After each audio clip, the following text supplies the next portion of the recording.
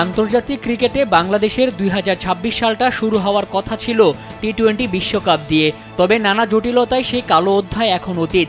বিশ্বকাপও শেষ হতে চলেছে। এরপর কেমন ব্যস্ততা থাকবে টাইগারদের? সূচি বলছে আগামী দিনগুলোতে দম ফেলার ফুরসত নেই শান্ত মিরাজদের।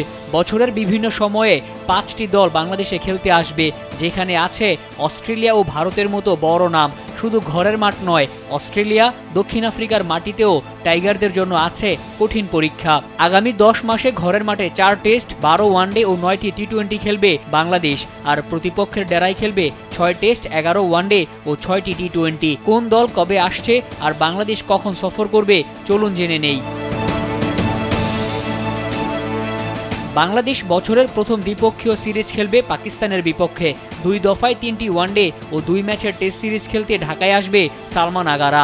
১১, ১৩ ও ১৫ই মার্চ হবে ৩টি ওয়ানডে। দ্বিতীয় দফায় মে মাসে হবে টেস্ট চ্যাম্পিয়নশিপের ২ টেস্ট। এপ্রিলে বাংলাদেশ সফরে আসবে নিউজিল্যান্ড। ৩টি করে ওয়ানডে ও টি-20 ম্যাচ খেলবে কিউইরা। ১৭, ২০ ও ২৩ এপ্রিল হবে ওয়ানডে সিরিজের ম্যাচগুলো। টি-20 সিরিজের ম্যাচগুলো হবে ২৭ ও ২৯ এপ্রিল এবং ২ মে। জুনে ২০২১ সালের পর বাংলাদেশ সফরে আসবে অস্ট্রেলিয়া। ৩ ওয়ানডে ও ৩টি টি-20তে অজিদের বিপক্ষে লড়বে টাইগাররা।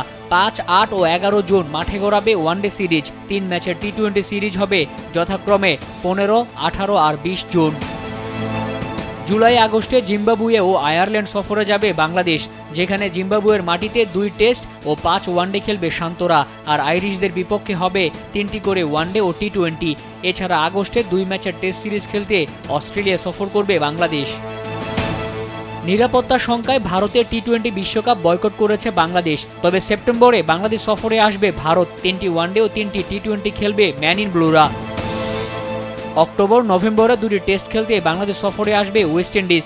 একই মাসে দক্ষিণ আফ্রিকায় সফর দিয়ে বছর শেষ করবে লাল সবুজরা।